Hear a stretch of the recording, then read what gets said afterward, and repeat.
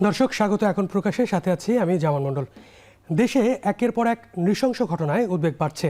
ব্যক্তিগত শত্রুতা, পারিবারিক বিরোধ, রাজনৈতিক বিভেদ, চাঁদাবাজি, ছিনতাই থেকে খুনোখুনি প্রতিদিনই আমাদের সমাজের ভেতরের কুৎসিত চেহারাটাকে সামনে আনছে। প্রশ্ন উঠছে, আমরা কি সামনে এগিয়ে যাওয়ার বদলে পেছনে যাচ্ছি? দীর্ঘদিনের স্বৈরশাসন, লুণ্ঠনের অর্থনৈতিক ব্যবস্থার ভেতরেই কি এসব অপরাধের শেকড়, নাকি অন্য কোনো কারণ রয়েছে আমাদের চারপাশে ঘটে যাওয়া এসব অপরাধের পেছনে? বিচারহীনতা, সহিংসতার স্বাভাবিকীকরণ, মাদকের বিস্তার সহ আর কি কি কারণে আমাদের সমাজ আজ এই জায়গায় এসে দাঁড়ালো, তা নিয়ে আজ আমরা আলোচনা করতে চাই। আমাদের সাথে আলোচনার জন্য স্টুডিওতে আছেন ঢাকা বিশ্ববিদ্যালয়ের অপরাধ বিজ্ঞান বিভাগের চেয়ারম্যান মোহাম্মদ রেজাউল করিম সোহাগ এবং আছেন ব্যারিস্টার রেদওয়ান আহমেদ রাঞ্জিব। আপনাদের দুজনকেই স্বাগত জানাই আমাদের আজকের আলোচনায়। শুরু করতে চাই সোহাগ স্যার আপনাকে দিয়ে। সম্প্রতি যে ঘটনাটি ঘটলো রংপুরে, আমরা দেখলাম যে একটা পরিবারের 4 জনকে খুবই নৃশংসভাবে হত্যা করা হয়েছে। এইখানে পুলিশের পক্ষ থেকে যেটা বলা হচ্ছে যে ইয়াবা সেবনে বাধা দেওয়ার কারণে তাদেরকে হত্যা করা হয়েছে। অন্যদিকে স্বজনরা আবার এই বিষয়টা মানতে চাচ্ছে না। তারা বলছে যে আসলে এইখানে পুলিশের যে ভাষ্য সেটা গ্রহণযোগ্য না। তো মানে ভেতরের কারণটা আসলে যাই হোক, কেন মানুষ বা আমরা এতটা নৃশংস বা হয়ে উঠছি, বা এই সহিংসতা বাড়ার পেছনে আসলে কারণ কি? ওকে, ধন্যবাদ আপনাকে একটা সমসাময়িক খুব কনসার্নিং ইস্যু নিয়ে প্রেজেন্টেশন আয়োজন করার জন্য। আপনি দেখবেন যে যেমন এই ইনসিডেন্টটা ঘটার পরে আমরা দেখছিলাম যে প্রথমে একটা ডেকুইটির বা ডাকাতির একটা সম্ভাবনা পুলিশের পক্ষ থেকে বলা হয়েছিল। পরে আবার দেখলাম যে মাদকের একটা বিষয়, পরে ফ্যামিলি হয়তো অনেক কিছু এখানে অ্যাগ্রি করে নাই। সো এখানে কিন্তু আমাদের সমস্যা হচ্ছে, আমরা যেটাই বলি না কেন, কিন্তু আসলে বিহাইন্ড দ্য সিন আমাদেরকে দেখতে হবে। কেন যারা অপরাধী বা কেন একজন সাধারণ মানুষ অনেক বেশি অপরাধপ্রবণ হয়ে যাচ্ছে, বা কেন তারা ভায়োলেন্ট ক্রিমিনাল হয়ে যাচ্ছে, তার পিছনে কারণ যদি আমরা একটু অ্যানালাইজ করতে যাই, সেক্ষেত্রে কিন্তু অনেকগুলো ফ্যাক্টরস এখানে আমাদের আসলে দেখতে হবে। যে আমরা যেই সমস্যা আমাদের ফেস করি, কোনো একটা জিনিস সেন্সেশন তৈরি হওয়ার পরে আমরা অনেক বেশি সেখানে কনসেন্ট্রেশন দিই, কিন্তু আমাদের উচিত বিহাইন্ড দ্য সিন কাজ করা। আপনি দেখবেন যারা এই অপরাধগুলো সংগঠিত করেছে, আপনি তাদের ব্যাকগ্রাউন্ড দেখেন, তাদের সোশ্যালাইজেশন প্রসেস দেখেন, তাহলে কিন্তু দেখবেন যে আপনি অনেক কিছু লুপহোলস দেখতে পাবেন। একটা সময় আমরা দেখতাম যে একটা ফ্যামিলি কীভাবে বড় হচ্ছে, সেখানে জয়েন্ট ফ্যামিলি ছিল, সেখানে কোহেশন থেকে শুরু করে, সলিডারিটি থেকে শুরু করে, নর্মস ভ্যালুস থেকে শুরু করে প্রত্যেকটা জিনিস কিন্তু আমরা সমানভাবে প্র্যাকটিস করে আসতাম। কিন্তু বর্তমান সময় সেটা আমরা দেখতে পাচ্ছি না, যার ফলশ্রুতিতে যারা বড় হচ্ছে তারা অনেক ভায়োলেন্টলি বড় হচ্ছে। সেটা কেন? কারণ আপনি দেখবেন যে because of the advancement of the technology, the world is like the global villages. এই গ্লোবাল ভিলেজেস হওয়ার কারণে সবাই এখন অনেক বেশি সামাজিক যোগাযোগ মাধ্যম হয়ে যাচ্ছে। দেখবেন যে অনেক বেশি তারা অনেক হরর মুভি, অনেক কিছু তারা দেখে। এই দেখার প্রেক্ষিতে এগুলো নিজের মধ্যে এখানে কি করা, লালন করা। এখানে দেখবেন সবাই কি হতে চায়, নায়ক হতে চায়। সেই নায়ক মানে হচ্ছে যেটা মুভিতে যে নায়কটা দেখায় অনেক বেশি ভায়োলেন্ট হয়, সে মারামারি করে। তো একটা শিশু যখন বড় হয়, সে ওই বিষয়গুলো নিজের মধ্যে আসলে আনার জন্য তারা ট্রাই করে, এগুলো অ্যাড্রেস করার জন্য তারা ট্রাই করে। ফলশ্রুতিতে এগুলো ফলো করতে গিয়ে এখানে অনেক বিষয় তারা ভুল করে ফেলে। সেকেন্ডলি হচ্ছে, আপনি দেখবেন যে এখানে আমরা যেটা বলি যে তারা এই যে একটা সোশ্যালাইজেশন প্রসেস, সেখানে কয়েকটা স্টেজ থাকে। দেখবেন যে আজকে আমাদের অনেকজন মানুষ বিভিন্ন জব এঙ্গেজমেন্ট, একটা ছেলেকে বড় করার জন্য যেভাবে গাইডলাইন্স থাকা দরকার, যেভাবে প্রসিডিউরস ফলো করা দরকার, সেগুলো কিন্তু আমরা একদম করতেছি না। আপনি যারা ড্রাগ অ্যাবিউজার, আমি ধরে নিলাম সে ড্রাগ অ্যাবিউজার কেস ফাইল যদি আপনি একটু স্টাডি করেন, দেখবেন যে তাদের ফ্যামিলির সাথে তাদের খুব বেশি যোগাযোগ পর্যন্ত থাকে না। ফলশ্রুতিতে তারা কার সাথে মিশতেছে না, সেটা ফ্যামিলি দেখার কোনো অনেক সময় কী থাকে না, সুযোগ থাকে না। এই ঘটনার প্রেক্ষিতে দেখবেন তারা বিভিন্ন পিয়ার প্রেশার্সের কারণে, পিয়ার্স ইনফ্লুয়েন্সের কারণে, পিয়ার্স রিজেকশনের কারণে তারা অনেক ক্রাইমের দিকে ধাবিত হয়ে যায়। এবং এই যে ক্রাইমের দিকে ধাবিত হতে হতে একটা সময় তাদের অনেকগুলো সাইকোলজিক্যাল ডিসঅর্ডার এখানে তৈরি হয়ে যায়। সেখানে আমরা যেটা বলতেছি এই সাইকোলজিক্যাল ডিসঅর্ডার, সেখানে দেখবেন যে আজকে বাইপোলার ডিসঅর্ডার একটা টার্ম আছে, যেখানে মানুষের মধ্যে হঠাৎ করে সিভিয়ারলি মুড সুইং হয়ে যায়। হঠাৎ করে মাথার মধ্যে একটা প্ল্যান আসছে, সেই প্ল্যানটা যতক্ষণ পর্যন্ত না কেউ বাস্তবায়ন না করতে পারবে, যতক্ষণ পর্যন্ত না সে বাস্তবায়নের দিকে দাবিত না হবে, ততক্ষণ পর্যন্ত তাকে কোনো না কোনো কিছু একটা তাড়না দেয়। এই জায়গা থেকে অনেকজন মানুষ এভাবে অনেকগুলো বেড তারা প্ল্যান করে সেই প্ল্যানের মাধ্যমে কিন্তু অংশ হিসেবেই এ ধরনের কাজগুলো করতেছে। সেকেন্ডলি আপনি দেখবেন যেটা আমরা বর্তমান সময়ে আমরা দেখতে পাচ্ছি যে এই ক্রাইমটা বিশেষ করে মাদকের অপব্যবহার এটা একদম মারাত্মক আকারে ছড়িয়ে গেছে, সেখানে গ্রাম থেকে শহরে, শহর থেকে উপশহর, এবং দেখবেন যে বিভিন্ন সিটিতে এই মাদকের ইস্যুটা অনেক বেশি ছড়িয়ে গেছে। কারণ আপনি দেখবেন যেখানে চাহিদা থাকবে সেখানে যোগান আসবে। এইখানে এই মাদকের জন্য অনেক টাকার ইনভেস্টমেন্ট, প্রতি বছর হাজার হাজার কোটি টাকার বিজনেস হয়। তাহলে এই যে আজকে যারা কিশোর, আজকে যারা শিশু, আজকে যারা কিশোর থেকে যৌবনে পদার্পণ করতেছে, দেখবেন যে তাদেরকে অনেক সময় একটা গ্রুপ থেকে মিসইউজ করতেছে। সে মিসইউজ কেন করতেছে? কারণ তাদেরকে মিসইউজ করার ক্ষেত্রে আপনি দেখবেন যে বিশাল একটা জনগোষ্ঠীর কোনো এখন কি নাই, চাকরি নাই, তাদের কোনো এমপ্লয়মেন্টের ব্যবস্থা নাই, তারা কোনো কাজের সাথে ইনভলভমেন্ট নাই। তখন তাদেরকে যখন কেউ একটা চিপ কোনো অফার দেয়, তারা খুব সহজে সেগুলো কী করে অ্যাকসেপ্ট করে ফেলে। এই যে অ্যাকসেপ্ট করার প্রবণতা, সে নিজেকে যে ইনিয়ার সেন্সে যে সে জাস্টিফাই করবে is it a good or wrong, সেই সুযোগটা তার মধ্যে নাই। কেন নাই? ওই যে আমরা বললাম যে সোশ্যালাইজেশন প্রসেস, সেখান থেকে কিন্তু সে প্রপারলি নিজের মধ্যে ভালো কোনটা মন্দ কোনটা সেটা ডিফাইন করার মতো সেই ক্ষমতা তার মধ্যে নাই। যার ফলশ্রুতিতে মানুষ অনেক বেশি বিভিন্ন ক্রাইমের সাথে ইউজ টু হয়ে যাচ্ছে। আবার দেখবেন যে এখানে যারাই ক্রাইমগুলো করুক না কেন, সেই ক্রাইমের মধ্যে আমরা দেখতে পাই যে তাদের অনেক সময় কী হয় না, প্রপার তার জাস্টিসটা ফেস করতে হয় না। এই যে একটা মানুষ যখন সে অপরাধ করার পরও সে যখন পানিশমেন্টটা ফেস করবে না, তখন তার মধ্যে একটা ব্যাড কনফিডেন্স চলে আসে, যেটাকে আমরা অনেক সময় বলি যে ডক্সা বলি, যে টেকেন ফর গ্রান্টেড। সে ভাবে যে এটাই মনে হয় সোসাইটি, এটাই মনে হয় রুলস, এবং সে অপরাধ করার পরও সে তাকে যে পানিশমেন্ট ফেস করতে হচ্ছে না, ভাবে এটা একটা কমন বিষয়। এই এতগুলো জিনিস চিন্তা করার জায়গা থেকেই আসলে মানুষ অনেক বেশি তারা ক্রাইমের দিকে ধাবিত হয়। এবং আপনি যদি আরও দেখেন যে এই যে প্রত্যেকটা জায়গায় আজকে কিশোর অপরাধগুলো বেড়ে যাচ্ছে, এখন কথা হচ্ছে তাদেরকে এখানে অ্যাসাইন করতেছে কারা? এটা কিন্তু একটা বিশাল কোয়েশ্চেন। কারণ আমরা যে দেখলাম যে অনেক কিশোর তারা বিভিন্ন জায়গায় তাদের এঙ্গেজমেন্ট, তাদেরকে কেউ না কেউ এখানে স্পন্সর করতেছে, তাদেরকে কেউ না কেউ তাদেরকে হায়ার করতেছে, তাদেরকে কেউ না কেউ অ্যাজ এ ক্যারিয়ার হিসেবে, অ্যাজ এ আপনার বাহক হিসেবে তাদেরকে এখানে অ্যাপয়েন্ট করাচ্ছে। তাহলে এই জন্যই আমরা দেখি যে একটা শিশু যার বয়স এখন 18 বছর হয় নাই, সে 18টা কেসের আসামি। দ্য কোয়েশ্চেন ইজ দ্যাট সে এতগুলো কেসের আসামি হলো কীভাবে, এবং এতগুলো কেসের আসামি হওয়ার পরও সে কেন এখনও বাহিরে? জি, এটা হচ্ছে আমাদের মূল বিষয়। জি, আবার আসবো আপনার কাছে। এবার একটু রাজীব ভাইয়ের কাছে আসি। রাজীব ভাই, অনেকগুলো বিষয় স্যার বললেন। তো এই যে দুজনকে অ্যারেস্ট করা হয়েছে, আমরা দেখছি যে একজনের বয়স 19 এবং আরেকজন 23, মানে একজন প্রায় কিশোর এবং সদ্য কিশোর পেরিয়েছে এমন একজন। তো মানে কিশোরদের মধ্যে আমরা মানে অপরাধের মাত্রাটা আমাদের সমাজে অনেক বেশি দেখতে পাচ্ছি ইদানিং, গত বেশ কয়েক বছর ধরে। তো কিশোর গ্যাং বা এই যে কিশোরদের মধ্যে অপরাধ, এইটা আসলে এত ভয়াবহ জায়গায় এলো কীভাবে? আসসালামু আলাইকুম, ধন্যবাদ আপনাকে এবং আমার সহ আলোচককে। স্যার অনেক সুন্দরভাবে বর্ণনা দিলেন আপনার প্রশ্নের উত্তর দিতে গিয়ে। আমার প্রথমত আমাদেরকে দেখতে হবে আসলে কিশোর এই যে এই অপরাধের সাথে যে জড়িয়ে যাচ্ছে, এটার উৎসটা কোথা থেকে। এটার উৎসটা যদি আমরা এভাবে চিন্তা করি যে পরিবার এবং শিক্ষা ব্যবস্থা, এই দুটো জায়গাকে আমাদের অ্যাড্রেস করা দরকার।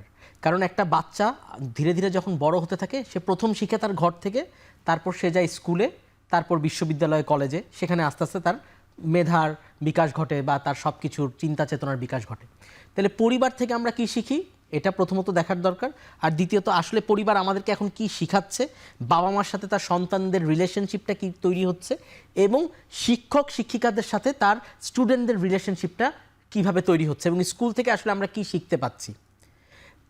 এই যে এই সোশ্যাল মিডিয়া বা এই যে কম্পিউটার বা ইন্টারনেট আমাদেরকে যেমন দ্রুত গতি এনে দিয়েছে আমাদের জীবনে, ঠিক তেমনিভাবে অনেক ক্ষেত্রে যে স্যার যেটা বললেন যে গেমস, বিভিন্ন মুভিজ, এগুলোরও প্রভাব আমাদের জীবনে পড়তে শুরু করেছে এমনভাবে যে আমরাও আস্তে আস্তে আমাদের যে পারিবারিক সম্পর্কগুলোও অনেক মানে দুর্বল হয়ে পড়তেছে। বাবা মার সাথে দেখা যাচ্ছে একই রুমে 3 জন বসা, বাবা মা ছেলে, কিন্তু 3 জনের হাতে 3টা ফোন, কেউ কারোর সাথে কিন্তু পার্সোনালি কানেকশনটা তৈরি হচ্ছে না। আমাদের 3 জনের ছোটোবেলায় হয়তো আমরা ড্রয়িং রুমে বসে টিভি দেখতাম, একসাথে একটা নাটক দেখতাম, কিন্তু এখন কিন্তু এই পরিবেশটা কারো বাড়িতেই আপনি খুব কম জায়গাতেই দেখবেন যে একই সাথে ড্রয়িং রুমে একটা নাটক দেখতেছে সবাই, এরকম সুযোগ কিন্তু খুব কম এখন। আপনাকে আরেকটা প্রশ্ন যদি আমি এভাবে করি, যে একটি প্রশ্নপত্র যখন আগে খুব শোনা যেত আমাদের বিগত 17 বছরে, যে প্রশ্নপত্র ফাঁস, যে কোনো পরীক্ষার একদম প্রাইমারি লেভেল থেকে শুরু করে বিশ্ববিদ্যালয় পর্যন্ত প্রশ্নপত্র ফাঁস। এই প্রশ্নপত্র ফাঁস হলে এটা একটা বাসায় একটা ছাত্রের কাছে কে নিয়ে যায়? কে নিয়ে যায় আপনার মনে হয় বলেন তো? আচ্ছা, আমরা যদি মনে করি তাহলে তার পরিবারের যে অভিভাবক থাকে তারাই প্রথমত ওই যে, কারণ প্রশ্নপত্রটা তো কিনতে হয় টাকা দিয়ে, যেটা ফাঁস হয়, তাহলে প্রথমত ওই পরিবারের অভিভাবকরাই ওই যে ওই অপরাধটার সাথে জড়িত হয়ে যাচ্ছে। তাহলে ওই ছাত্রটা বা ওই কিশোরটা কি শিখলো? যে এই চুরিটা হালাল, বা এটা করলে হয়তো আমি প্রশ্নপত্র ফাঁসের ওই মানে নৈতিকতার শিক্ষাটা পরিবার থেকে আসলে পাওয়া ওই যাচ্ছে না। পরিবারের শুরুতেই যদি স্ট্যান্ডার্ডটা এত নিচে নেমে যায় তাহলে তার কাছে কিন্তু তখন বড় বড় অপরাধগুলোও অনেক ছোট মনে হতে থাকবে। এটা আমি একটা সিম্পল এক্সাম্পল দিলাম। আপনি দেখবেন পৃথিবীর অন্যান্য দেশে, উন্নত বিশ্বে, যেমন ওই দিন জাপানের কথা শুনতেছিলাম, যে ওদের দেশে প্রথম কয়েক বছর শুধু ওই নৈতিক শিক্ষাই শেখানো হয় বাচ্চাদের। এইখানে আরেকটা বিষয় আসে যে মানে এই যে কিশোরদের বা তরুণদের কাউন্সিলিং, মানে যারা অপরাধে জড়াচ্ছে তাদের কাউন্সিলিং এর যে মেকানিজম, সেইটা আমরা কতটুকু করতে পারি? এক্স্যাক্টলি সেই কথাতেই আমি, যে আমাদের এই শিক্ষা ব্যবস্থায় তাহলে এই জিনিসগুলো ইন্ট্রোডিউস করা উচিত এখন, যে শিক্ষকদের আসলে এই দিকে মনোযোগী হতে হবে। 2+2 4 শেখার থেকে বড় কথা হচ্ছে কি জীবনে সবসময় সত্যি কথা বলতে হবে। এই চর্চাটা শেখানো, এটা আমরা আসলে কতটুকু শিখতে পারতেছি বা আমরা নিজেরা কতটুকু ফলো করতেছি? আমরা তো এটা মুসলিম প্রধান দেশ, কিন্তু আসলে আমরা কি সত্যের উপরে আমরা কতজন আছি? আমি নিজেই হয়তো কতটুকু সত্য কথা বলি, বা আমার বাসায় এটা চর্চা কতটুকু আছে, তাই না? তার মানে জিনিসগুলো শিখতে হবে একদম গোড়া থেকে। চর্চাটা যখন শুরু হবে তখনই আমরা আস্তে আস্তে, আজকের এই ঘটনাটা, যে রংপুরের ইস্যুটা আপনি তুললেন, আজকে আমার মনে পড়ে গেল সেই ঐশীর ঘটনাটা। ঐশীর বয়স তখন কত ছিল? ওই যে তার বাবা মাকে, ওই যে পুলিশ অফিসার তার বাবা মাকে হত্যা করেন। তাহলে একটা বাচ্চা তার বাবা মাকে হত্যা করতে একটা সেকেন্ডও চিন্তা করে নাই। ওইটা নিয়ে একটা মুভিও হয়েছে, দেখা গেল ওই মুভিতে দেখানো হয়েছিল যে সে অনেকক্ষণ অনেক ইন্টারোগেশনের পরে তারপর সে তার সেন্সে ফেরত এসেছে। তাহলে আমাদের ওই সেন্স অফ জাস্টিসটাই আসলে নষ্ট হয়ে যায়, কারণ আমাদের ওই যে পরিবারের সাথে সম্পর্কটা এত দুর্বল হতে থাকে যে আমাদের অবক্ষয়টা এমন পর্যায়ে চলে যায় যে আমরা তখন আমাদের ওই সেন্স অফ জাস্টিসটাই হারিয়ে ফেলি। আর তার সাথে তো যোগ হয় ড্রাগস। এখন সত্য মিথ্যা তো এটা তদন্তে বেরিয়ে আসবে যে আসলেই কি ওই ড্রাগস সেবনকারীদেরকে দেখে ফেলাতেই কি খুনটা হয়েছে, নাকি এর পেছনে অন্য কোনো কারণ ছিল। যেটাই হয়ে থাকুক, একই পরিবারের 4 জন মানুষ খুন হয়ে গেল, এটা এবং সেটাও বের হলো 3-4 দিন পরে, ঘটনা ঘটার 2-3 দিন পরে। তারপর মানুষ বুঝতে পারলো যে ওখানে কিছু একটা ঘটেছে। তাহলে এটা তো, এবং আমাদের যে একটা গ্রামাঞ্চলে তো আমরা দেখি, বা একটা মানে শহরে একটা ফ্ল্যাটের মানুষের তার একটা ফ্ল্যাটের সম্পর্ক থাকে না, কিন্তু গ্রামাঞ্চলে তো পরিবেশটা তো আর এরকম না। কিন্তু সেখানেও দেখেন এখন এই যে এই সম্পর্কের চর্চাগুলা অনেক কমে যাচ্ছে। জি জি, এবার একটু সোহাগ স্যারের কাছে আসি। স্যার, যে বিষয়টা রাঞ্জিব ভাইয়ের আলোচনাতেও আসলো, যে ঘটনাটা দেখা যাচ্ছে যে স্বজন একরকম বলতেছে, পুলিশ একরকম বলতেছে, মানে পুলিশের প্রতি অনাস্থাটা আমরা দেখতে পাচ্ছি। তো গণঅভ্যুত্থানের পরে মানে আমরা যেটা দেখেছিলাম যে পুলিশি ব্যবস্থাটা একটা ঠিকভাবে কাজ করছিল না, সেই জায়গা থেকে আমরা কি কামব্যাক করতে পেরেছি? মানে পুলিশ কি স্বাভাবিকভাবে কাজ করতে পারছে? আপনার কি মনে হয়? না, এখানে দেখবেন যে আসলে আমাদের একটা এই বিশেষ করে এই বর্তমান সরকার আসার পর থেকে মানুষের একটু বিশাল এক্সপেকটেশন ছিল যে অনেক কিছু আমরা পরিবর্তন করব, অনেক কিছু আমরা রিকভার করব। হ্যাঁ, এটা একটা বড় বিষয়। সেকেন্ড হচ্ছে যে আমাদের এক্সপেকটেশনটা ছিল, সেখানে যদিও আমাদের রাষ্ট্রীয় যন্ত্র বা পুলিশ সবাই ট্রাই করতেছে এখান থেকে একটু আমরা সামনের দিকে এগিয়ে আসার জন্য, তারপরেও কোনো না কোনো ফর্মে কিন্তু সেটা আসলে হচ্ছে না। তার প্রমাণ হচ্ছে আপনি যখন বিভিন্ন ক্রাইমের রেশিওগুলো দেখবেন, প্রত্যেকটা ক্রাইম কিন্তু একটু ঊর্ধ্বগতিতে আসছে। সো এই ক্ষেত্রে মূল প্রশ্ন হচ্ছে তাহলে এই জিনিসটা কেন হচ্ছে? কারণ আপনি দেখবেন যে বর্তমান সময়ে পুলিশ যেভাবে অ্যাক্টিভলি কাজ করতে পারার কথা ছিল সেভাবে কিন্তু কাজগুলো করতে পারতেছে না। এই ক্ষেত্রে হতে পারে তার এখানে একটা মোরাল গ্রাউন্ডস থাকে, সেটা এখনও দুর্বল, বা কাজ করা যে তার মানসিকতা সেটা এখনও সে পরিপূর্ণভাবে পায় নাই। আবার দেখবেন যে মানে আপনি বলছেন মনোবলটা এখনো ওইভাবে রিস্টোর হয় নাই, কারণ পুলিশ এখনও পর্যন্ত তাদের যেভাবে মনোবল নিয়ে কাজ করতে পারার কথা, কারণ স্বাভাবিক সে দেখতেছে যে অনেকগুলো পুলিশ অফিসার তারা কর্মস্থলে আসে নাই, কর্মস্থলে জয়েন করা নাই, আবার সেখানে অনেকজনের ট্রান্সফার একটা বিষয় থাকে, প্রমোশনের একটা বিষয় থাকে। সো এখনও অনেকের বিরুদ্ধে কেস আছে, সেই কেসের পরিণত কী হবে সেই চিন্তাটাও তাদের মধ্যে আছে। যার ফলশ্রুতিতে একটা ক্রাইম যখন কমিট হয়, ক্রাইম কমিট হওয়ার পরে সবচেয়ে যে বড় উদ্দেশ্য যেটা থাকে সেটা হচ্ছে সেই ক্রাইমটা দ্রুত কীভাবে রেসপন্স করা যায়, এবং সেখানে রেসপন্স করে সেই ক্রাইম সিনটা কীভাবে প্রোটেক্ট করা যায়, সেটাই হচ্ছে পুলিশের বা ল এনফোর্সমেন্ট এজেন্সির সবচেয়ে বড় উদ্দেশ্য। সো এই ক্ষেত্রে এই যে আমরা বললাম যে আর্লি রেসপন্স, সেই জায়গা থেকে এখনও পর্যন্ত যেভাবে আমরা আসলে প্রত্যাশা করেছিলাম সেভাবে কিন্তু আমরা তার একটা প্রতিফলন আমরা দেখতে পাচ্ছি না। তার সবচেয়ে বড় কারণ হচ্ছে যেভাবেই তারা মনোবল নিয়ে প্রোঅ্যাক্টিভলি রিঅ্যাক্টিভলি কাজ করতে পারার কথা ছিল সেগুলো কিন্তু আমরা দেখতে পাচ্ছি না। এবং আপনি আরও দেখবেন যে এখনও পর্যন্ত কী হচ্ছে, পুলিশ আক্রান্ত হচ্ছে, এখনও পর্যন্ত পুলিশের থানাগুলো কি হচ্ছে, আক্রান্ত হচ্ছে। আপনি বিভিন্ন মাধ্যমে যদি দেখেন আপনি অনেকগুলো ডেটা পাবেন। তার মানে কি এখনও পুলিশ আক্রান্ত হচ্ছে কেন তাহলে? দ্য কোশ্চেন এভাবে অ্যারাইজ হয় না, আক্রান্ত কেন হচ্ছে? কারণ পুলিশ যে একটা ল এনফোর্সমেন্ট এজেন্সি হয়ে কাজ করবে, তার যে একটা ক্রাইম প্রিভেনশন করবে, একটা ক্রাইম এবং ক্রিমিনালদেরকে যে কী করবে, অ্যারেস্ট করবে, সেই মনোবলটা এখনো আসে নাই। সেই জিনিসটাই যারা অপরাধ চক্র তারা এই জিনিসটা পারসিভ করে। কারণ দেখবেন যে যারা বড় বড় অপরাধী তারা পুলিশের, ল এনফোর্সমেন্ট এজেন্সির, অন্যান্য স্টেক হোল্ডার্সদের সবার মনস্তত্ত্বগুলো তারা রিড আউট করার ট্রাই করে। যখন দেখতে পাচ্ছে যে সে পুলিশ এখনো মনোবল ফিরে পায় নাই, তখন তারা যে কোনো ক্রাইম করার জন্য কি করতেছে। সে কিন্তু এখানে আপনাকে একটা জিনিস একটু জিজ্ঞেস করি, সেটা হচ্ছে যে এই যে ধরেন মানে পুলিশের যে ভাষ্য সেটা স্বজনরা বা স্থানীয়রা মানতে চাচ্ছে না, মানে অপরাধ বিজ্ঞানের শিক্ষক হিসেবে আপনি আসলে এই ঘটনাটাকে কিভাবে না, এখানে আপনাকে দেখতে হবে যে আমাদের একটা সমস্যা হচ্ছে, মানে এই বিষয়টা নিয়ে যে বিতর্কটা অ্যারাইজ করলো, মানে সেটার কারণ Yes, আসলে কি? আপনি দেখেন যে যখন কোনো একটা সেন্সেশন ইস্যু তৈরি হয় তখন সেই ক্ষেত্রে আমাদের একটা সমস্যা হচ্ছে আমরা সবাই কমেন্টস করতে চাই। আসলে একটা জিনিস প্রপারলি অ্যাড্রেস না করা পর্যন্ত, রিয়েল ফ্যাক্টস সেটা ফাইন্ডিং না করা পর্যন্ত এখানে তাড়াহুড়া করে কমেন্টস করার কোনো প্রয়োজন আছে বলে আমি মনে করি না। এই তাড়াহুড়া করে কমেন্টস করার কারণেই কিন্তু অনেকগুলো এখানে কোয়েশ্চেন তৈরি হয়। আপনি দেখবেন প্রিভিয়াসলি যদি অনেকগুলো ইনসিডেন্ট আপনি কী করেন, আপনি একটু স্টাডি করেন।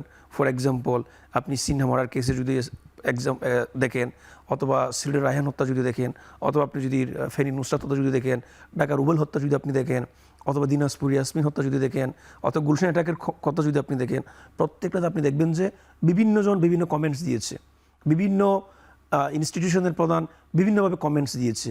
সো এই ক্ষেত্রে কমেন্টস দেওয়াটা মুখ্য না। এই ক্ষেত্রে কমেন্টস দেওয়ার কারণেই কিন্তু একটা কোয়েশ্চেন অ্যারাইজ হয়। আগে আমাদেরকে দেখতে হবে কোয়েশ্চেনটা কেমন হতে পারে, দেখতে হবে ফ্যাক্টটা কী, দেখতে হবে ঘটনার মূল ইনসিডেন্টটা কী, এখানে বিহাইন্ড দ্য সিন কারা কাজ করতে পারে, সেই বিষয়ে আমাদের এখানে কাজ করা উচিত বলে আমি মনে করি। এগুলো আমরা প্রপারলি না করতে পারার কারণেই জনগণের একটা সেন্টিমেন্ট এখানে কাজ করে, জনগণ থেকে একটা সাইলেন্ট প্রেশার পুলিশের প্রতি আসে, মিডিয়ার একটা প্রেশার আসে, সেগুলো অ্যাড্রেস করতে গিয়ে আমরা দেখেছি পুলিশ অনেক বেশি তাড়াহুড়া করে। এই তাড়াহুড়ার জায়গা থেকে আমার কাছে মনে হয় এই সমস্ত বিষয়গুলো সামনে চলে আসে। জি শোক স্যার, আমরা একটা বিরতি নেই, বিরতির পর ফিরে আবার আলোচনা করব। দর্শক এখন প্রকাশে নিচ্ছি একটি বিরতি, ফিরছি একটু পর, সাথে থাকুন।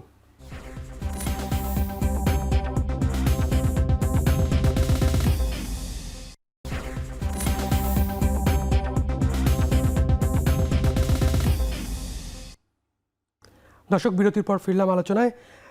রাঞ্জিব ভাই, বিরতির আগে সোহাগ স্যার অনেকগুলো বিষয় বললেন, কিন্তু ওনার কথায় মানে মূল যেটা আসলে যে পুলিশের মনোবল আসলে আগের মতো এখনও ফেরেনি। কিন্তু আমার প্রশ্ন হচ্ছে যে শুধু এটা তো একটা বিষয় আছেই, কিন্তু মানে অপরাধ কঠোরভাবে প্রয়োগ করলেই কি, মানে আইনের কঠোর প্রয়োগ করলেই কি আসলে অপরাধগুলো কমানো যাবে? মানে এখানে আর কি কি বিষয় রয়েছে? ওই যে প্রথমে আমি যেটা বললাম প্রথম ভাগে অনুষ্ঠানের, যে মানুষকে আগে নৈতিকভাবে মানে নীতিবান হতে হবে। মানে আমি মিথ্যা বলবো না, আমি খারাপ কাজ করব না, এটা তো আমার ভিতরে আগে বিল্ট ইন আসতে হবে। তাহলে সে না অপরাধটা, মানে আমাদের ওই চর্চাটা আগে তৈরি করতে হবে যে না আমি এই কাজগুলা, এই খারাপ কাজগুলো করব। যেমন বিদেশে গেলে আমরা রাস্তায় থুতু ফেলি না, আমরা সিগন্যাল ভেঙে রাস্তা পার হই না, বা ক্যান্টনমেন্টের ভিতরে গেলে আমরা সিগন্যালটা মেনে চলি। এখন আবার এআই ক্যামেরার কারণেও মেনে চলি। ওই দিন রাত 1:30 বাজে যাচ্ছি, দেখি যে গাড়ি দাঁড়িয়ে আছে সিগন্যালে। কেন দাঁড়িয়ে আছে? ওই ক্যামেরার ভয়ে। তার মানে আমাদেরকে ওই চর্চাটা আমাদের ভিতরে, যে আমি ক্যামেরা যদি না থাকে, সিগন্যালে লাল বাতি জ্বললে আমি দাঁড়ায় থাকবো, পুলিশ থাকুক বা ক্যামেরা থাকুক বা না থাকুক, এই যে এই মাইন্ডসেটটা আমার মধ্যে। আমি লাইন ভেঙে ওই একটা ট্রেন, একটা টিকেটের লাইনে আমি দাঁড়িয়েছি, বা একটা লিফটে ওঠার লাইনে আমি দাঁড়িয়েছি, লিফটটা আসলো, আমি লাইন ভেঙে আগে চলে গেলাম। এইটা আমি এই যে কালচারগুলা, এই অভ্যাসগুলা আমাদের মধ্যে থেকে এটা বাদ দিতে হবে। তাহলে আমার নৈতিকতার মানে পরিবর্তনটা আগে দরকার। দ্বিতীয়ত আসতেছে ওই যেটা আপনি বললেন যে আইনের প্রয়োগ। যখন আমার মধ্যে ওই নৈতিকভাবে আমি নীতিবান হতে থাকবো, তখন কিন্তু আইনের প্রয়োগ, বা আমার মাথায় যদি থাকে যে না আইন আছে এবং সেটার প্রয়োগ হবে, এই দুইটার যখন সমন্বয় ঘটবে তখন সমাজে অপরাধ কমে আসতে থাকবে ধীরে ধীরে। আরেকটা জিনিস হচ্ছে গিয়ে যে আইনের প্রয়োগ এবং শাস্তির বিধান, মানে বিচারটা হচ্ছে কিনা। এখন দেখা যাচ্ছে কি আমাদের দেশে অনেক ক্ষেত্রেই দেখা যায় যেই পরিমাণ মামলা হয় ওই পরিমাণ আলটিমেটলি কি ট্রায়ালটা শেষ হচ্ছে? আপনি বছরে কয় হাজার মামলা হয় আর বছরে কয়শো মামলার বিচার আসলে শেষ হয়, এবং কয়জন আসামি আসলে শাস্তিপ্রাপ্ত হয়? আমাদের দেশে দেখা যাচ্ছে যে নারী ও শিশু আইনটার অনেক মিসইউজ হচ্ছে, অনেক মিথ্যা মামলা হচ্ছে। তারপরে এই যে আমরা এটাও জানি অনেক ক্ষেত্রে পুলিশ অনেক সময় করে কি, বা আইন শৃঙ্খলা রক্ষাকারী বাহিনী অনেকে মিথ্যাভাবে ফাঁসানোর জন্য কি ড্রাগসের ব্যবহার করে এবং তাকে ধরিয়ে দেয়, বা রাজনৈতিকভাবে তাকে হয়রানি করার জন্য অস্ত্র মামলা দেয়। এগুলো আমরা জানি বা দেখেছি। মানে এখন তো যে ঘটনাগুলো সোশ্যাল মিডিয়াতে আসে সেটা দেখা যায় যে একটু দ্রুত হয়, কিন্তু বেশিরভাগই আসলে চাপা পড়ে যায়। তাহলে এই যে বিচার ব্যবস্থাতেও একটা ব্যাপক সংস্কার করা দরকার, এইভাবে যে আমাদের বিচারকের সংখ্যা বাড়ানো। কারণ আমার দেশ 20 কোটি মানুষের দেশ ধরেন, কিন্তু সেই অনুযায়ী আসলে সারা দেশে বিচারক আছে কতজন, এবং সেই বিচারকের কর্মঘণ্টা কতটুকু, এবং তার কাছে একজন বিচারকের কাছে কি পরিমাণ মামলা পেন্ডিং আছে। তাহলে আমার বিচারকের সংখ্যা যদি না বাড়ে, তাহলে আমার মামলা ডিসপোজালের সংখ্যাও বাড়বে না, কারণ তারও তো একটা সীমাবদ্ধতা আছে, তার কর্মঘণ্টা তো সীমিত। তাহলে আর ওইভাবে যদি বিচার আলটিমেটলি বিচার যদি শেষ না হয়, তাহলে ওই যে বিচারহীনতার পরিবেশ তৈরি হবে, আর বিচারহীনতার পরিবেশ তৈরি হলে সামগ্রিকভাবে সেটা অপরাধ প্রবণতা বাড়িয়ে দিতে পারে। আরেকটা ব্যাপার হচ্ছে গিয়ে আমাদের জেলখানার পরিবেশটা আসলে কেমন। আমরা যে জেলখানায় রাখি অপরাধীকে, সেখানে গিয়ে কি একটা অপরাধীর অপরাধ প্রবণতা আরও বাড়ে, নাকি আসলে জেলখানার পরিবেশটা এমন যে তার অপরাধ প্রবণতা জেলখানা থেকে বের হলে আরও কমে যাবে। এখন দেখা যাচ্ছে জেলখানায় বসেও কি ওখানে অপরাধ চক্র, অপরাধীর চক্র তৈরি হচ্ছে, এবং সেখান থেকে বাইরের সমাজে অপরাধ করার জন্য ইনস্ট্রাকশন দেওয়া হচ্ছে বা অপরাধ সংগঠিত হচ্ছে। তাহলে জেলখানার পরিবেশটা আমাদের ঠিক করা দরকার, এবং আমাদের শাস্তির বিধানের ক্ষেত্রেও পরিবর্তন আনা দরকার বা সংস্কার করা দরকার, এইভাবে যে তাদের যাতে সামাজিক কার্যাবলীর সাথে, জেলখানার থেকেও বড় কথা যে তাদের কারেকশন যাতে হয়, তারা যাতে সংশোধন হয়। মানে একটা লোককে শাস্তি দিলে সে যাতে পুনরায় ওই অপরাধটা না করে, সেই পরিবেশটা কিভাবে তৈরি করা যায়, এটা নিয়ে স্যাররা বা আরও যারা এই স্টেক হোল্ডার আছে তাদের নিয়ে আসলে আলোচনার মাধ্যমে একটা সংস্কার করা উচিত। এবং আমাদের বিচারকদেরও চিন্তা করা উচিত যে আমরা শাস্তির বিধানের ক্ষেত্রে আমরা নতুনত্ব কিছু আনবো কিনা। আমরা কি তাদেরকে বিদেশে যেমন আপনি এই যে এখন বলতেছে যে অনেকে এই অভিযোগটা আনে যে অনেকেরই সহজে জামিন হয়ে যায়। আচ্ছা, জামিন হলো, কিন্তু আমরা যদি এনশিওর করতে পারি যে ওই লোকটা জামিন হলেও সে পালিয়ে যেতে পারবে না, তার একটা হয়তো থানায় যে তাকে হাজিরা দিতে হবে সপ্তাহান্তে, বা তিনি এই এরিয়ার বাইরে যেতে পারবেন না, একটা সীমানা নির্ধারণ করে দেওয়া, বা তাকে সমাজে এরকম কোনো একটা হয়তো বৃদ্ধাশ্রমে বা ধরেন গাছ লাগানো বা ধরেন সামাজিক উন্নয়নমূলক কোনো কাজের সাথে জড়িত করা, এই ব্যবস্থাগুলো যদি আমরা আস্তে আস্তে ইন্ট্রোডিউস করতে পারি, তাহলে দেখা যাবে কিন্তু সমাজে একটা চেঞ্জ আসবে, এবং এই যে কিশোরদের মধ্যে অপরাধ প্রবণতা হয়তো কমতে পারে। কারণ উন্নত বিশ্বে আমরা দেখি কি, ওই যে আমি বললাম প্রথমেই যে ওদের হয়তো আইনের প্রয়োগটা অনেক কঠিন, কিন্তু একই সাথে ওদের মধ্যে নৈতিকতাও আছে। কিন্তু আবার এটাও আপনি জানেন যে আমেরিকার মতো দেশে যদি ইলেকট্রিসিটি না থাকে, তাহলে ওই সুপার শপ খালি হতে বা ওই এটিএম বুথ খালি হতে ওদেরও সময় লাগবে না। যেমন আমাদের দেশে একটা জিনিস কিন্তু খুব সুন্দর হয়েছে, এই যে 3 তারিখ 5 তারিখ থেকে 8 তারিখ দেশে কোনো সরকার ছিল না, বা আইন শৃঙ্খলা বাহিনীর দায়িত্ব পেতেও কিন্তু 8 তারিখের পরেও অনেক সময় লেগেছে, কিন্তু আসলে ওই 10 দিন 15 দিনে কি পরিমাণ অপরাধ সংগঠিত হয়েছে। আমাদের দেশে কয়টা জুয়েলারিতে তখন ডাকাতি হয়েছে, কয়টা এটিএম বুথে ডাকাতি হয়েছে, বা কয়টা ব্যাংক লুট হয়েছে, এরকম নিদর্শন কি আমরা পেয়েছি? তখন আমরা সামাজিকভাবে অনেক দায়িত্বশীল হয়ে গিয়েছিলাম। তাহলে আমরা কেন সময়ে সময়ে দায়িত্বশীল হই? আমরা কেন সময়ে সময়ে খালি মুক্তিযুদ্ধের চেতনার কথা বলি? আমাদের মধ্যে ওই দেশপ্রেমটা তো সবসময় থাকা উচিত, যে আমরা দেশের ক্ষতি হয় এমন কাজ করব না। কিন্তু সেটা কি আমাদের আছে আসলে? জি জি, আসবো আবার আপনার কাছে। সোহাগ স্যার, 24 সালের আগস্টের কথা বলছিলেন রাঞ্জিব ভাই, তো ওই সময় কিন্তু আবার একটা ঘটনা ঘটেছে যে সে সময় অনেকে কারাগার থেকে, অনেক শীর্ষ সন্ত্রাসী কারাগার থেকে বের হয়েছে, অনেক অস্ত্র থানা থেকে লুট হয়েছে। তো এই জায়গায় কি আসলে কোনো দৃশ্যমান অগ্রগতি আপনি দেখতে পান? ওকে, আপনি দেখতে পাবেন যে বিশেষ করে ওই সময়টাতে প্রায় মোর দেন 2000 ওফেন্ডার কিন্তু ওখান থেকে কারাগার থেকে পালিয়ে গেছে। সেখানে এখনও পর্যন্ত প্রায় অ্যাপ্রক্সিমেটলি 600 এখনও কিন্তু প্রায় আমরা ট্রেস করতে পারি নাই। তার পাশাপাশি কিন্তু অনেক অস্ত্র লুট হয়েছে, যেগুলো কিন্তু আসলে আমরা খুব বেশি উদ্ধার কার্যক্রমে এগিয়ে যেতে পারি নাই। সো এটা আমাদের একটা বলবো যে একটা লুপহোলস, যে আসলে আমাদের যে পরিমাণ অস্ত্র লুণ্ঠন হয়েছে সেগুলো কিন্তু এখন আমরা রিকভার করতে পারি না, যার ফলশ্রুতিতে এমন এক্সপেকটেশন বা এমন অবজারভেশন আছে যে সে অস্ত্রগুলো অনেক বড় বড় ক্রিমিনাল বা অর্গানাইজড ক্রিমিনাল, তারা কিন্তু এগুলো কিন্তু তাদের মানে কার্যক্রমের অংশ হিসেবে তারা সেগুলো ইউজ করতেছে। এখন কথা হচ্ছে যে আসলে এই যেটা বললাম, যেটা আমাদের ব্যারিস্টার ভাই যেটা এক্সাম্পল দিয়েছেন, ওই সময়েও দুইটাও কিন্তু সাইট আছে, যে 5 আগস্ট পরবর্তী সময়ে আমরা দেখি যে বিভিন্ন আর্সন থেকে শুরু করে বিভিন্ন ডেকুইটি রাবরিও আমরা সংগঠিত হতে দেখছি। তার মানে আমাদের ক্ষেত্রে দুইটাই প্রযোজ্য। যেমন উনি একটা ভালো এক্সাম্পল দিয়েছেন যে আমরা এক এক জায়গায় এক একভাবে আইন আমরা প্র্যাকটিস করি। মনে করেন কেউ যখন জাহাঙ্গীর গেটে যায়, সে একরকম নিয়ম পালন করে, আবার যখন সে শাহবাগ আসে তখন সে আরেক রকম কিন্তু নিয়ম পালন করে। তার মানে এখানে শুধুমাত্র যে আমরা অপরাধী নিয়ন্ত্রণ করার ক্ষেত্রে শুধু ল এনফোর্সমেন্ট এজেন্সি বা সরকারের উপর যেভাবে আমরা ফ্রেমিং করি, তার পাশাপাশি আমাদের অ্যাজ এ পিপল হিসেবেও কিন্তু আমাদের অনেক দায়িত্ব আছে। যেমন আপনি বিদেশে গেলেই আপনি সমস্ত রুল আপনি মেনটেন করতেছেন, দেশে আসলে আপনি আর মেনটেন করতেছেন না। আবার আপনি জাহাঙ্গীর গেট গেলে ঠিক আছে সব কিছু মেনটেন করতেছেন, যেহেতু এটা ক্যান্টনমেন্ট এরিয়া।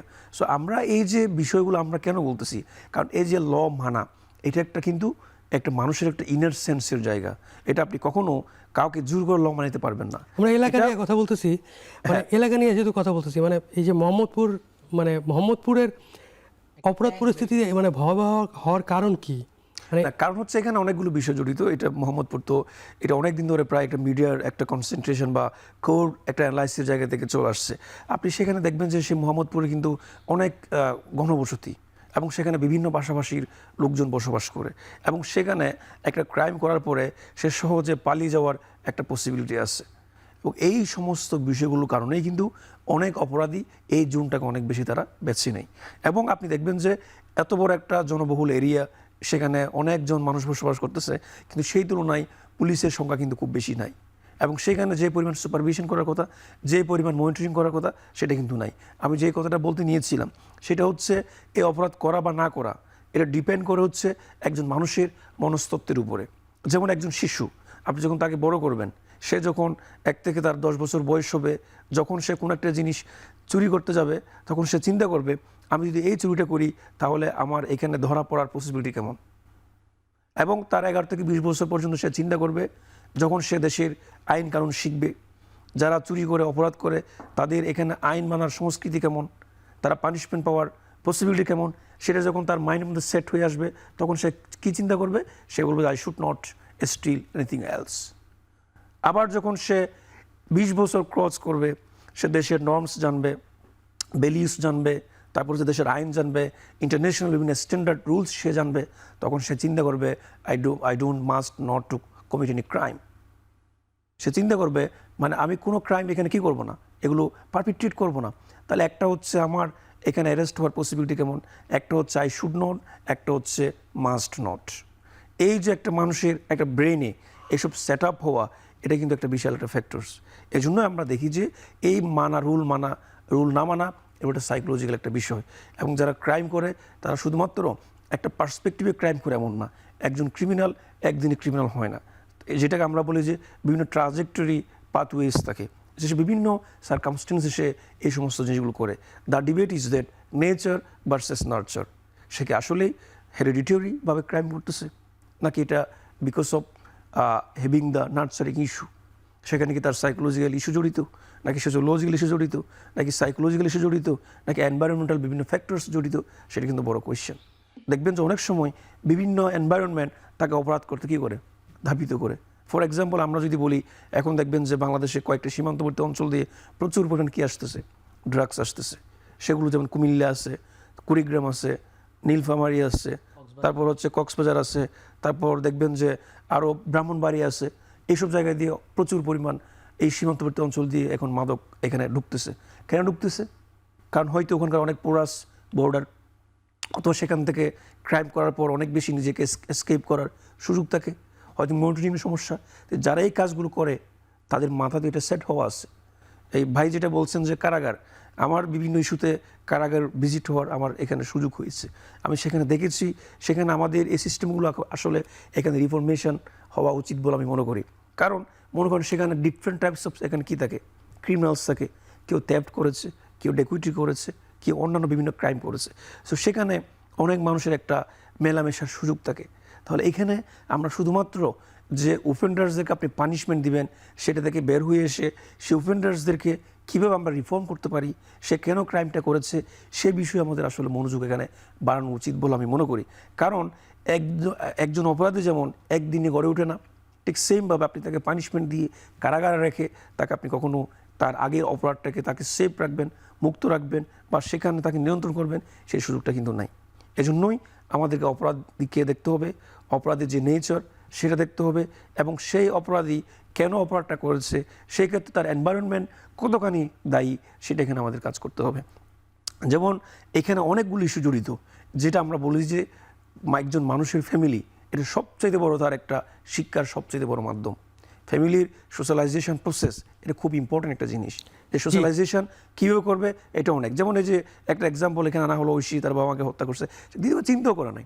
কেন করার নাই? হয়তো তাদের মধ্যে ইন্টিমেসি নাই, একটা বাবার ছেলের সম্পর্ক, বাবা মেয়ের সম্পর্কে যে রিলেশন থাকতে হয়, যে ইন্টিমেসি থাকতে হয়, হয়তো সেটা নাই। অথবা ইফেক্টস অফ দ্য ড্রাগস, তাহলে সে কেন ড্রাগসটা নিয়েছে? এই ক্ষেত্রে ফ্যামিলির সুপারভিশনের ঘাটতি ছিল কিনা, ইনভলভমেন্টের ঘাটতি ছিল কিনা, অথবা মনিটরিংয়ের ঘাটতি ছিল কিনা, এগুলো একটা বিশাল একটা কোয়েশ্চেন।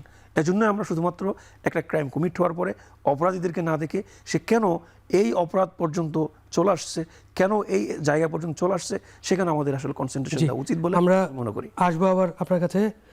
রঞ্জিত ভাই, এনভায়রনমেন্টের কথা স্যার বললেন যে এটা ইম্পর্টেন্ট, তো পরিবার তো আছেই, কিন্তু ধরেন আমি যদি বলি যে 18 তারিখে আমাদের স্বরাষ্ট্রমন্ত্রী, 18ই ফেব্রুয়ারি মন্ত্রী হিসেবে শপথ নেওয়ার পর উনি বলেছিলেন যে মবের দিন শেষ, আর মব হবে না। কিন্তু মানে আমরা দেখছি যে মবের ঘটনা কিন্তু কমছে না।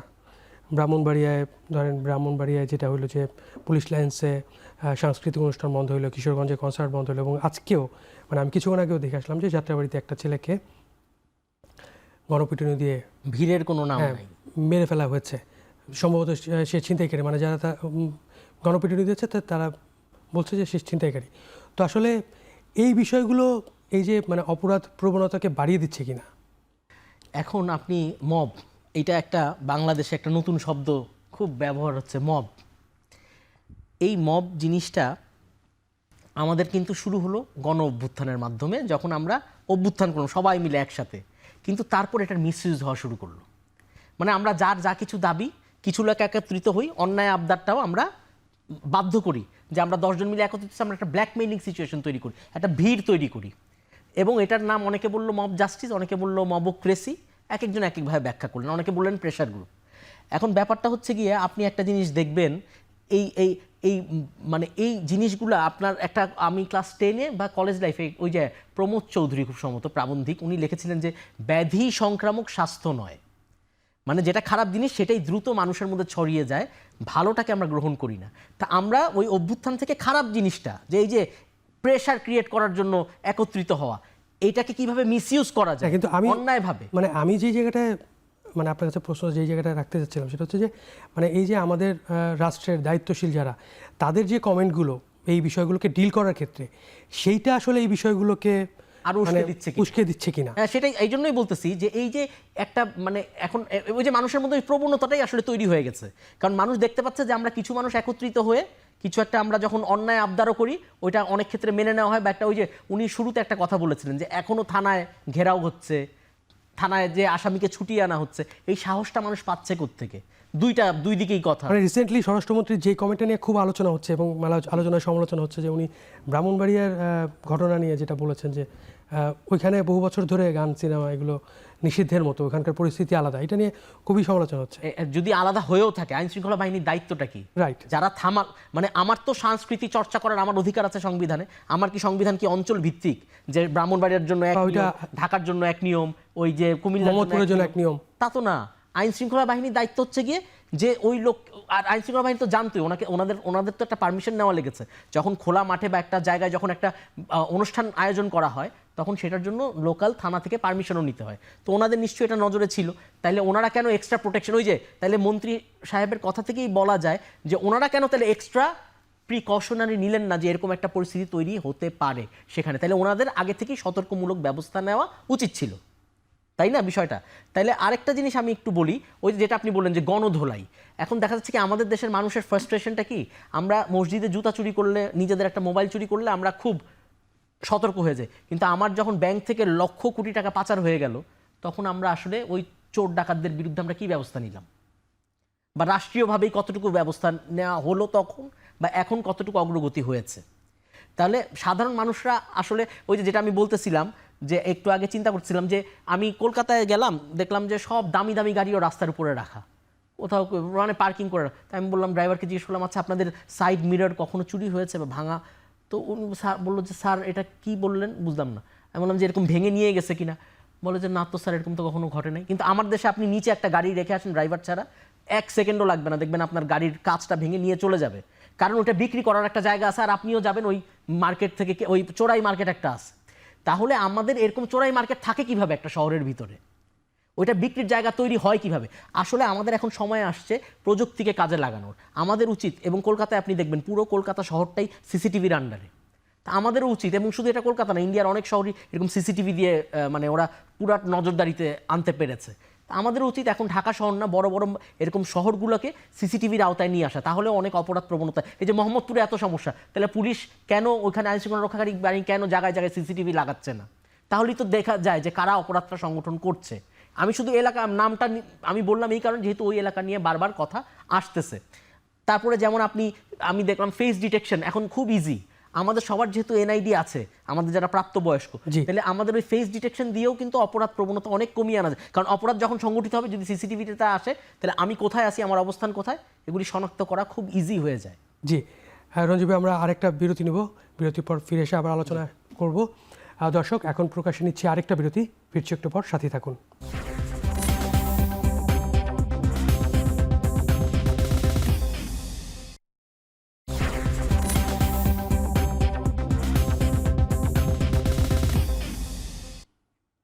দর্শক, বিরতির পর ফিরলাম আবার আলোচনায়। শোক স্যার, যে বিষয়টা আমরা বিরতির আগে আলোচনা করছিলাম যে মব সন্ত্রাস বা মব ভায়োলেন্স কমছে না, দায়িত্বশীলদের বক্তব্য বা রাষ্ট্রের ভূমিকা কি এইখানে মানে ঠিকভাবে ফাংশন করছে কিনা, আপনার কাছে কি মনে হয়? না, আমি যেটা সবসময় আসলে প্রত্যাশা করি বা বলার ট্রাই করি যে যারা দায়িত্বশীল জায়গায় থাকবেন তারা আসলে তাদের বিষয়গুলো দায়িত্বশীল আচরণ করাটা আমি উচিত বলে মনে করি। আপনি এখন দেখবেন যে অনেক জায়গায় আমরা মব লিঞ্চিং থেকে শুরু করে বিভিন্ন মব ইস্যুস আমরা দেখতে পাই, কিন্তু এইটা কেন হচ্ছে তার আগে আসলে আমাদেরকে জিজ্ঞেস করতে হবে কেন আমরা আমাদের জাস্টিস সিস্টেমটা প্রপারলি ফাংশনিং কেন করতে পারতেছি না। কারণ যে আমাদের ভাই একটু আগে বলছিলেন জাস্টিস বা যারা জাজ থাকেন তাদের স্বল্পতার কথা।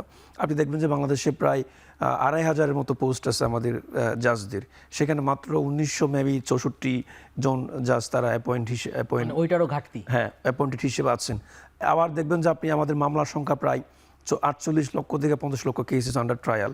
তার মানে আপনি একদিকে জনগণ, আরেকদিকে এরকম একটা কেস লগস, যা একটা বিশাল একটা আপনার বিশাল কেসের বোঝা, তার পাশাপাশি আবার আপনার জাজের ঘাটতি, আবার তারপর তাদের কর্মঘণ্টা, তাহলে সে কখন কাজ করবে, কখন রিপোর্ট লিখবে, কখন হচ্ছে রায়গুলো ঘোষণা করার জন্য এগুলো নিজের ব্রেন স্টর্মিং করবে, এটা একটা বিশাল ফ্যাক্ট। তো যার ফলশ্রুতিতে আমরা যেটা বলি যে বারবার জাস্টিস সিস্টেমটা প্রপারলি আমরা ফাংশনিং না করতে পারার কারণেই কিন্তু মানুষ বাধ্য হয়ে আমরা দেখি যে অনেকেই আইনটা নিজের হাতে তুলে নেয়। যদিও এটা কখনো এটা এনকারেজ করার মতো কোনো বিষয় না, এটা কখনো এটা দেখবেন যে এটা বলার মতো কোনো বিষয় না, কিন্তু কথা হচ্ছে আমাদের একটা কেন আমরা শাস্তি দিই, শাস্তি দেওয়ার মূল উদ্দেশ্য হচ্ছে সে পানিশমেন্ট আমরা কেন দিব, সে পানিশমেন্ট দিব বিভিন্ন কারণে, যাতে কোনো ক্রাইম কন্ট্রোল হয়, ক্রাইম প্রিভেনশন হয়, যারা অপরাধী তারা রিফর্ম হবে, অথবা যেটা ডিটারেন্স মানে কি, যে to deter the people from committing the further crime, যে মানুষজন যাতে ভবিষ্যতে এই ক্রাইমটা আর না করে সে বিষয়ে কাজ করা, এবং it will make a lesson for the society. এবং এইটা যারা সোসাইটিতে মানুষজন থাকবে তারা অবশ্যই কি এই ক্রাইমটা করবে না, প্লাস তাদের জন্য একটা লেসন হয়ে থাকবে, মানে মাস্ট নট, যেটা হ্যাঁ এই জিনিসগুলো আমাদেরকে অ্যাড্রেস করতে, ডোন্ট হ্যাভ টু, জিনিসটা এরকম, এইভাবে আমাদের জিনিসগুলো ফাংশনিং করা উচিত। কিন্তু আমরা দেখি যে যারা অপরাধ করে তারা অপরাধ করার পরেও নির্বিঘ্নে ঘুরে বেড়াচ্ছে, তারা যদি গ্রেপ্তার হয় তারা কিছুদিন পরে জামিন পেয়ে বের হয়ে আসতেছে, বড় বড় কেসের ক্ষেত্রেও আমরা দেখতে পাচ্ছি। এখন আপনি কোয়েশ্চেন করবেন তাহলে কি সে জামিন পাবে না? এই কোয়েশ্চেন দিকে তো আমি তো যাবো না। জামিন পাওয়া যেমন তার রাইটস আছে, তার পাশাপাশি আপনার খেয়াল করতে হবে যারা অফেন্স করবে তাদেরকে প্রপার প্রমাণের বেসিসে, সেটা হতে পারে primary, secondary, circumstantial, private, public, যে কোনো ডকুমেন্টসের মাধ্যমে তার বিচারটা নিশ্চিত করতে হবে। এটা যদি আমরা এনশিওর না করতে পারি, তাহলে ওই যে সোসাইটিতে বাকি যারা আছে, যারা ক্রিমিনোজেনিক, যারা অপরাধ করতে সবসময় সুইটেবল টার্গেটের জন্য বসে থাকে, যারা অপরাধ করার জন্য ল এনফোর্সমেন্টের যে মানসিক অবস্থা সেটা তারা অ্যাসেসমেন্ট করার জন্য বসে থাকে, তারাই কি পাবে কেনা? তারাই সুযোগটা পাবে। এই যে আমরা কি বলি রেশনালাইজেশন, যারা অপরাধী তারা কস্ট অ্যান্ড বেনিফিট হিসাব করে, যখন সে দেখবে যে সে একটা অপরাধ যখন করবে তার যখন অপরাধের তুলনায় তার বেনিফিটটা বেশি হবে, অবভিয়াসলি সে সেই রিস্কটা নেবে। জি, এজন্যই আমরা দেখতে পাচ্ছি যে এই যে আইন নিজের হাতে তুলে নেওয়ার প্রবণতাটা বাড়তেছে, শুধুমাত্র যারা অপরাধ করতেছে তাদের proper punishment, certainty of the punishment এটা না হওয়ার কারণেই। জি, অনেক ধন্যবাদ। আবার আসবো আপনার কাছে। রঞ্জিত ভাই, আমরা শেষের দিকে চলে এসেছি। তো আপনাদের দুজনের কাছে আমি আসলে একটা প্রশ্ন জানতে দেবো, সেটা হচ্ছে যে সরকার 180 দিন পার করেছে। এই সরকারের 180 দিনে ওভারঅল যদি আপনার কাছে জিজ্ঞেস করি যে আইন শৃঙ্খলা পরিস্থিতি আপনি কেমন দেখছেন, মানে কোনো আপনার মূল্যায়নটা জানতে চাই আইন শৃঙ্খলা পরিস্থিতি নিয়ে। আইন শৃঙ্খলা পরিস্থিতি নিয়ে আমি বলবো শুরুতেই যে আইন শৃঙ্খলা রক্ষাকারী বাহিনী এখনও কি আসলে প্রপারলি কাজ করতে পারছে কিনা সেটা দিয়ে যদি আমরা জাজ করি, তাহলে আমরা ওভারঅল যদি তত্ত্বাবধায়ক সরকার অন্তর্বর্তীকালীন সরকার থেকে শুরু করে যদি এখন পর্যন্ত এই 6 মাস সহ 2.5 বছরকে বিবেচনা করি, তাহলে আমরা দেখতে পাবো যে এখানে মানুষও অনেকটা সচেতন হয়েছে। ওই যে যেটা আমি বললাম, মানুষ সামাজিকভাবেও কিন্তু এখন অনেক অপরাধ প্রবণতা কমিয়ে আনার চেষ্টা করছে। কারণ ওই যে যখন দেশে কোনো কিছুই ছিল না, তখন কিন্তু দেশে সেই অনুপাতে অপরাধ সংগঠিত হয় নাই। ওই যে ওই 24-এর ওই টাইমটাতে কেন হয়নি? কারণ আমরা সামাজিকভাবে দায়িত্ব নিয়েছিলাম যে না, আমরা অপরাধ কার্যক্রম হতে দেব না। তার মানে আমাদের মধ্যে সেই সচেতনতা আছে। আর এই বর্তমান 6 মাসে আমরা যদি ওভারঅল চিন্তা করি, তাহলে আমরা দেখব যে আসলে আইন শৃঙ্খলা পরিস্থিতি মানে খুব যে খারাপ হয়েছে তাও না, আবার একেবারে যে খুব উন্নত বিশ্বের মতো হয়ে গেছে তাও না। যেমন ডক্টর দেবপ্রিয় ভট্টাচার্য একটা কথা বলেছেন যে আমি এ দিতে চাই, কিন্তু এখন বিয়ের দিকে যাচ্ছে হয়তো সরকারের অনেক কাজ। তো এটা আসলেও এখনও বুঝতে আরেকটু সময় লাগবে। আরও সরকারকে সময় দিতে হবে 180 দিনে পুরো চিত্রটি। কারণ যারা দায়িত্ব নিয়েছেন তারাও কিন্তু 17 বছর কোনো দায়িত্বে ছিলেন না রাষ্ট্রের, তাই ওনাদেরকেও আরও অনেক কিছু বিবেচনা করেই দেশ চালানো লাগতেছে। এবং যারা দায়িত্বে আছেন, মানে যারা ছিলেন এই প্রশাসনিক লোকজন, তাদেরও অনেক মাইন্ডসেট বা প্রতিষ্ঠানগুলো ধ্বংস হয়ে গিয়েছিল, তাহলে তাদেরও মাইন্ডসেটগুলো কেমন আছে সেগুলোর উপরও কিন্তু অনেক কিছু ডিপেন্ড করছে। তাই আমাদেরকে আরও হয়তো সময় নিতে হবে। আরেকটা কথা আমি মবের ক্ষেত্রে একটু বলতে চাই যে মব ওই যে যেটা আমাদের সবার প্রতিবাদী মন থাকতে হবে, আমরা অন্যায়ের প্রতিবাদ করব, কিন্তু আমরা কোনো মবকে ব্যবহার করে আরেকজনের স্বাধীনতাকে, আরেকজনের মানবাধিকারকে লঙ্ঘন যাতে না করি, এই জিনিসটা আমরা প্রত্যেকটা ওই জনগণের মধ্যে যদি আমাদের থাকে যে আমরা মব করে অন্যায়ের প্রতিবাদ করব, যে কোনো খারাপ কাজ হলে সেটাকে বন্ধ করব, কিন্তু আরেকজনের স্বাধীনতা, আরেকজনের মানবাধিকার সেখানে আমরা হস্তক্ষেপ করব না মবকে ব্যবহার করে। এই চেতনাটা আমাদের মধ্যে আসতে হবে। সেটা তৌহিদি জনতা হোক, সেটা কোনো একটা সমাজের মধ্যে একটা শিক্ষিত গ্রুপ হোক, একটা কোনো সংগঠন হোক, বা কোনো রাজনৈতিক দলের কিছু কর্মী হোক, প্রত্যেককেই ওইটা বিবেচনা আনতে হবে যে আমি মবটাকে কি হিসাবে ব্যবহার করতেছি। আমি কি আমার দেশের সংবিধান আইন শৃঙ্খলাকে সমুন্নত রাখার জন্য করতেছি, নাকি উল্টা আমি একটা নতুন করে একটা অপরাধ সৃষ্টি করতেছি ওই মবের মাধ্যমে? জি, অনেক ধন্যবাদ স্যার। আমরা একদম শেষের দিকে আছি, একেবারে সংক্ষেপে আপনার একটা কমেন্ট জানতে চাই, যেটা রাজু ভাইকেও জিজ্ঞেস করলাম যে আসলে 180 দিনে এই সরকার আইন শৃঙ্খলা পরিস্থিতি নিয়ে আপনার মূল্যায়নটা যদি বলেন খুব সংক্ষেপে। আপনাকে হ্যাঁ, যদি আমরা বলি যে আসলে বর্তমান সময়ে যে আইন শৃঙ্খলা পরিস্থিতি, সেটা আমাদের যে এক্সপেকটেশন ছিল সেটা অবভিয়াসলি আমরা ফুলফিল হতে আমরা খুব বেশি দেখি নাই। বাট আমি দেখতেছি যে তারা অনেকভাবে তারা ট্রাই করতেছে, বাট বিভিন্ন সমস্যার কারণে, বিভিন্ন সিস্টেমেটিক সমস্যার কারণে, বিভিন্ন রিপোর্টিং ক্রাইম করা না করার ইস্যুস থাকার কারণে, বিভিন্ন লজিস্টিক এবং ম্যান পাওয়ার সাপোর্টের অভাবের কারণে জিনিসগুলো পরিপূর্ণ অ্যাড্রেস করতে পারছে বলে আমি আসলে খুব বেশি দেখছি না। বাট দে আর ট্রাইং, যে তারা ভালো করতে চায়, তারা ভালো করার জন্য বিভিন্ন স্টেপস নিচ্ছে। ফর এক্সাম্পল আপনি দেখবেন যে যেমন জাঙ্গাল সেলিমপুরের আমরা এক্সাম্পল দিতে পারি, সেখানে সরকার খুব কঠোর হস্তে সেটা দমন করতে পেরেছে বলে আমি মনে করি। এরপর দেখবেন যে বিভিন্ন ডেপুটি মন থেকে শুরু করে যারা বড় বড় ক্রিমিনাল, তাদেরকে আইনের আওতায় নিয়ে আসার সরকার সুযোগ হয়েছে, বা এগুলো তারা ভালো কিছু করার জন্য তারা ট্রাই করতেছে। কিন্তু কথা হচ্ছে, যেভাবে আমাদের বিশাল একটা এক্সপেকটেশন ছিল, যেভাবে পুলিশ পিপলের জন্য এখানে আরও বেশি কাজ করতে পারার একটা আমাদের এক্সপেকটেশন ছিল, সেটা এখনো পর্যন্ত আমাদের সেই জায়গায় তারা ফুলফিল করতে পারে না। আমরা একেবারে শেষ পর্যায়ে একেবারে এক কথা 10 সেকেন্ড একটু কথা বলি। যে আমাদের দেশে এখন সবচেয়ে বড় চ্যালেঞ্জ এই সরকারের জন্য বেকারত্ব। যদি বেকারত্বকে আমরা ট্যাকেল করতে পারি, তাহলে দেখা যাবে আইন শৃঙ্খলা পরিস্থিতি অনেক নর্মাল হয়ে যাবে। কারণ বেকারত্ব থেকেই দেখা যাচ্ছে ড্রাগসের দিকে যাচ্ছে, অপরাধ প্রবণতা বাড়তেছে। আর দ্বিতীয় কথা, আরেকটা কথা বলি, মিডিয়ার রোলও অনেক আছে। যেমন এই যে 21শে আগস্টের মতো একটা বড় ঘটনা ঘটেছিল, কিন্তু এই বছর 21শে আগস্ট নিয়ে কোনো রিপোর্ট কি হয়েছে? এবং এইটা নিয়ে একটা জুডিশিয়াল ইনকোয়ারি করে কারা আসলে এই ঘটনার সাথে জড়িত ছিল, কেন এই ঘটনাটা ঘটেছিল, সেটা আজও কিন্তু বের হয়নি। এটা বের হওয়া উচিত। এবং এরকম বড় ঘটনাগুলোকে যখন বিচার ব্যবস্থার ভিতরে আনা হবে, তখন মানুষের মধ্যে চেতনাটা কাজ করবে, বিচারহীনতা কমে যাবে ইনশাআল্লাহ। অনেক ধন্যবাদ আপনাদের দুজনকে আমাদের সময় দেওয়ার জন্য। দর্শক, শেষ করছি আজকের এখন প্রকাশ। এতক্ষণ সাথে থাকার জন্য ধন্যবাদ। সবাই ভালো থাকবেন। শুভরাত্রি।